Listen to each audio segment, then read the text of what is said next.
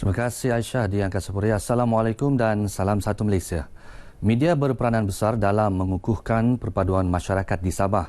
Menteri di Jabatan Perdana Menteri Tan Sri Joseph Kurup berkata, media membantu dalam usaha menyatu padukan rakyat bukan hanya menerusi penulisan berita, malah dalam program yang dilaksanakan. Sehubungan itu, beliau memuji usaha Persatuan Wartawan Keningau KJA menganjurkan Media Fund Run bertemakan Run for Unity yang menjurus ke arah mengeratkan hubungan silaturahim masyarakat di Keningau. Tan Sri Kurup yang juga ahli Parlimen Pensiangan berkata demikian ketika menerima kunjungan hormat rombongan KJA di pejabatnya di Keningau. Dalam majlis ini, beliau menyampaikan sumbangan RM8,000 kepada KJA bagi menjayakan program Media Fund Run. Sementara itu, Presiden KJA Francis Andin berkata, program Media Fund Run 2018 yang diadakan pada 24 Februari bertempat di Padang Bandaran Keningau. Acara tersebut akan bermula seawal pukul 6 pagi, melibatkan jarak sejauh 4.5 kilometer. Program itu terbahagi kepada 6 kategori, iaitu kategori junior lelaki dan wanita berumur antara 17 tahun dan ke bawah, kategori terbuka lelaki dan wanita berumur antara 18 hingga 39 tahun, dan kategori veteran lelaki dan wanita berumur 40 tahun dan ke atas. Rakyat perlu memilih parti yang mampu membentuk kerajaan kuat dalam pilihan raya umum ke-14 PRU14 bagi memastikan ekonomi negara kekal kukuh serta menjana lebih banyak peluang pekerjaan kepada generasi akan datang. Timbalan Menteri Kesihatan Datuk Seri Dr. Hilmi Yahya berkata kerajaan berpengalaman dan kukuh dapat memastikan program pembangunan dilaksanakan sebaik mungkin termasuk kemajuan di Sabah dan Sarawak. Justru beliau berkata rakyat jangan terpengaruh dengan dakwah pembangkang sehingga cuba menjatuhkan kerajaan dengan cara memfitnah. Datuk Dr. Hilmi yang juga ahli Parlimen Balik Pulau berucap dalam Majlis Ramah Mesra bersama ahli Lembaga Pelawat Hospital dan panel klinik kesihatan Zon Pantai Timur Sabah di Tawau. Dalam majlis ini beliau menyampaikan peruntukan bernilai RM690,000 kepada 7 lembaga pelawat hospital dan 124 panel penasihat klinik kesihatan bagi Zon Pantai Timur Sabah. Dalam majlis berasingan, Datuk Dr. Hilmi turut menghadiri Majlis Ramah Mesra bersama ahli Lembaga Pelawat Hospital dan panel penasihat kesihatan Zon Pantai Barat Sabah dan Wilayah Persekutuan Labuan di Kota Kinabalu. Terdapat 269 ahli Lembaga Pelawat Hospital di Sabah, iaitu 185 orang di 17 buah hospital di Zon Pantai Barat Sabah dan 84 orang di 7 buah hospital di Zon Pantai Timur Sabah. Pusat Aktiviti Warga Emas Pawai mampu menjadi pemangkin pembangunan potensi warga emas yang masih sihat dan bertenaga untuk menyumbang khidmat bakti dan kepakaran mereka kepada komuniti setempat. Ia selaras dasar warga emas negara yang merupakan komitmen kerajaan ke arah mewujudkan warga emas berdikari, bermartabat diri dan dihormati serta mengoptimumkan potensi diri melalui penuaan sihat, positif, aktif dan produktif yang menyokong peningkatan kesejahteraan hidup dalam pembangunan negara. Timbalan Menteri Pembangunan Wanita, Keluarga dan Masyarakat, Dato' Haja Aziza Datu Muhammad Dun berkata, tindakan proaktif Kementerian mewujudkan pawai dapat memastikan agenda ke arah penuaan sihat, aktif dan produktif. Ini kerana Malaysia dijangka mencapai status negara tua tahun 2030 apabila jumlah warga emas yang berumur 60 tahun dan ke atas seramai 5.80 juta orang atau 15.3% daripada jumlah penduduk negara. Beliau berucap dalam majlis perasmian Pusat Aktiviti Warga Emas di Beaufort. Menurut Datuk Aziza, kerajaan merancang mewujudkan 222 buah pawai atau satu pawai bagi setiap kawasan parlimen. Sehingga Disember 2017, seramai 33,203 warga emas telah berdaftar dengan 59 buah pawai di seluruh negara. Lebih banyak kisah berkaitan perjuangan dan kehebatan Islam perlu dibukukan, dipertontonkan dan diceritakan untuk menjadi teladan serta pengajaran kepada generasi umat Islam akan datang. Pembantu Menteri Keuangan Sabah, Datuk Ramli Marhaban berkata, langkah itu perlu dilakukan secara berterusan demi mengangkat martabat Islam. Ini kerana kehidupan bukan hanya menunaikan perkara rutin. Sebaliknya, turut mengamalkan sunnah dan sirah Rasulullah sebagai panduan hidup. Beliau yang juga ahli Dewan Undangan Negeri Bugaya berucap merasmikan sambutan Maulidur Rasul 1439 Hijriah peringkat daerah sempurna. Dalam pada itu, Datuk Ramli juga mengingatkan umat Islam agar terus menjaga perpaduan demi mengelakkan perpecahan kaum di negara ini, seterusnya mampu menikmati sebuah negara yang aman, makmur dan harmoni. Generasi muda juga diminta agar sentiasa bersyukur dengan keamanan yang dinikmati dan mengingati kelahiran Nabi Muhammad SAW yang membawa pelbagai rahmat. Jabatan Air Negeri Sabah diminta mengatasi segera masalah bekalan air bersih yang dihadapi penduduk di Kampung Paris 1 dan 2 dan 3 di Kinabatangan. Anggota Parlimen Kinabatangan, Datuk Seri Bung Mokhtar Radin berkata, kerajaan telah menyalurkan peruntukan bernilai jutaan ringgit untuk menyelesaikan masalah tersebut. Namun, bekalan air masih tidak mencukupi dan kerap terputus di kawasan itu. Tekanan air pipe di Kampung Paris 1, 2 dan 3 sehingga pada hari ini tidak mencukupi. Sebab air ini penting. Apabila berlaku kebakaran tidak ada air, ianya akan menyusahkan masalah rakyat.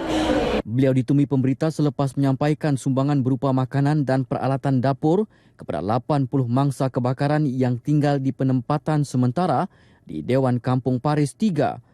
Dalam kejadian semalam, sederet kedai 30 pintu dan sebuah masjid musnah terbakar di kampung itu. Dalam perkembangan lain, Datuk Bung berkata, kerajaan meluluskan 67.5 juta ringgit untuk membina sebuah mini kompleks sukan, bangunan baharu Ibu Pejabat Polis IPD Kinabatangan dan sebuah dewan masyarakat di Kinabatangan. Sementara itu dalam majlis berasingan, Datuk Bung bersama-sama lebih 1,000 masyarakat daerah Kinabatangan menyertai perarakan sempena Perhimpunan Maulidur Rasul peringkat daerah Kinabatangan 2018. Perarakan bermula dari dataran Setko Pekan Kinabatangan dan berakhir di Dewan Sri Lamak Kinabatangan. Perpaduan dan persefahaman dalam kalangan parti komponen Barisan Nasional BN di Tuaran kini mantap dan kuat untuk menghadapi pilihan raya umum PRU ke-14 yang akan diadakan pada bila-bila masa. Pengerusi BN Tuaran Datuk Seri Panglima Haji Ji Haji Nor berkata, sebagai parti pemerintah, BN Tuaran yakin Parlimen Tuaran dan wakil rakyat BN yang bertanding akan memperoleh kemenangan yang cemerlang berbanding PRU 13. Keyakinan itu berdasarkan kerjasama padu dan kuat antara parti-parti komponen BN Tuaran bagi menghadapi pihak pembangkang.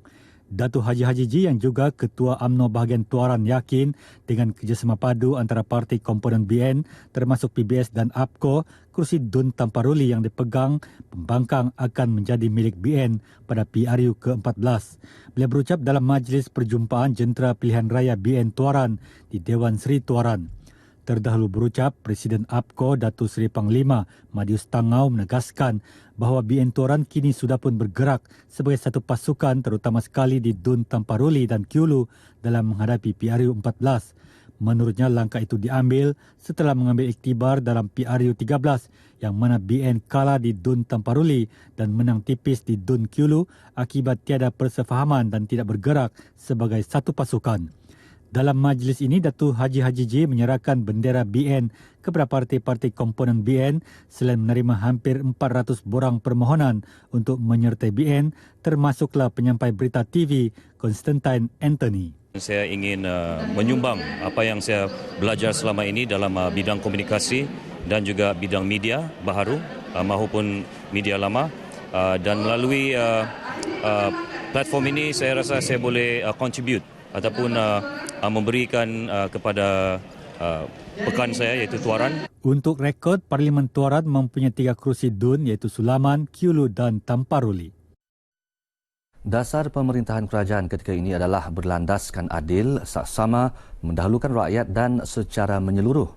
Bukti rakyat tidak dipinggirkan. Sehubungan itu, rakyat perlu terus memberi kepercayaan kepada Kerajaan Barisan Nasional dalam membawa pembangunan di negara ini. Pembantu Menteri Kerajaan Tempatan dan Perumahan, Datuk Haji Zakaria Idris berkata, selain mempunyai rekod pemerintahan yang baik, kerajaan juga berupaya menyalurkan pembangunan dan memberi bantuan kepada setiap golongan memerlukan. Beliau berucap dalam Majlis Pemimpin Bersama Rakyat dan sambutan Hari Natal, peringkat Kampung Kitagas disandakan. Datuk Zakaria yang juga anggota Dewan Undangan Negeri Adun Gumgum turut mengajak rakyat berbilang kaum mengekalkan perpaduan dan tidak menjadikan perbezaan agama sebagai punca untuk berpecah belah. Walaupun berlainan agama, namun amalan bersyukur, kasih sayang dan saling menghormati dapat mengekalkan keharmonian rakyat. Dalam majlis ini, beliau menyampaikan sumbangan berupa hamper kepada 5 warga emas dari kampung berkenaan.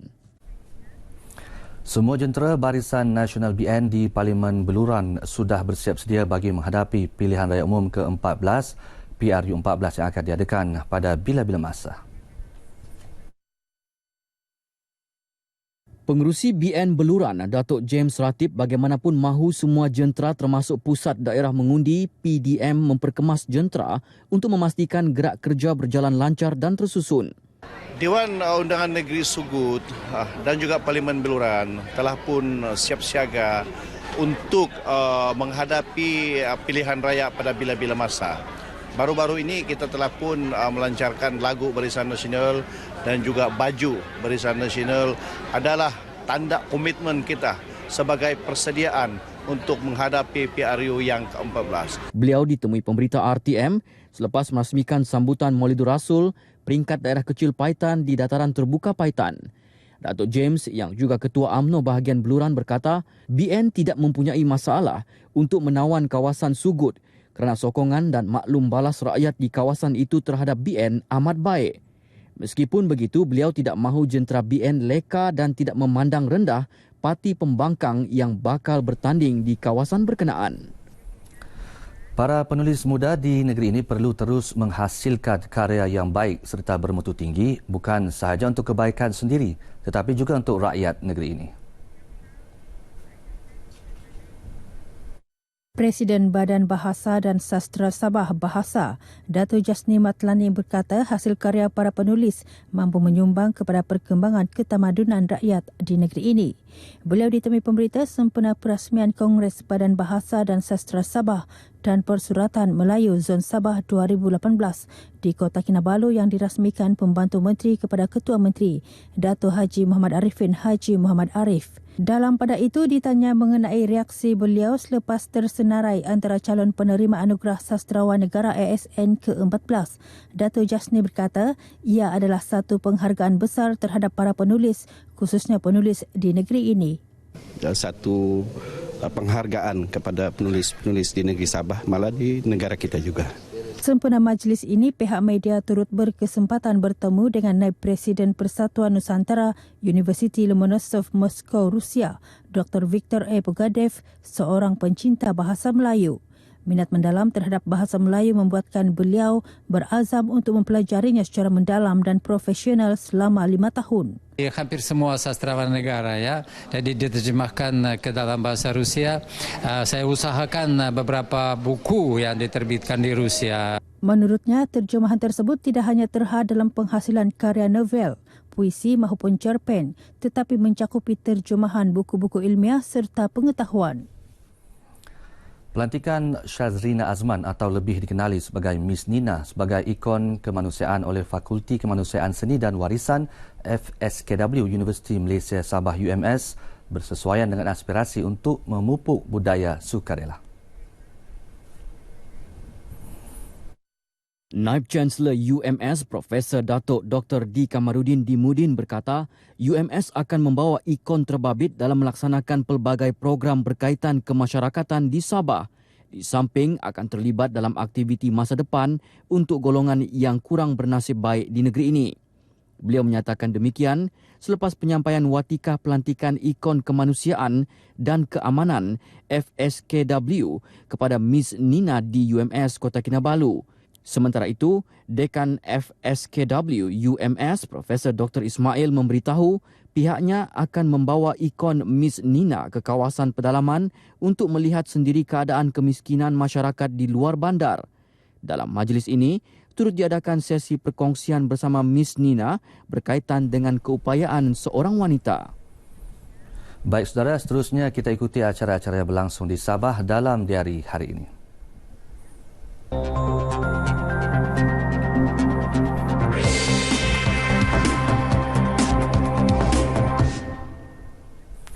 Pada pukul 8.30 pagi ini berlangsung Majlis Melestari Modal Insan Koperasi di Hotel TH Kota Kinabalu.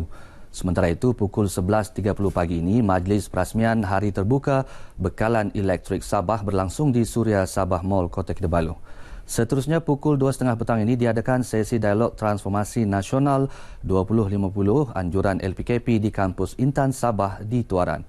Akhir sekali, Karnival Budaya Kano Moginakan 2018 diadakan pada pukul 7 malam ini di Tapak Tamu Ranau.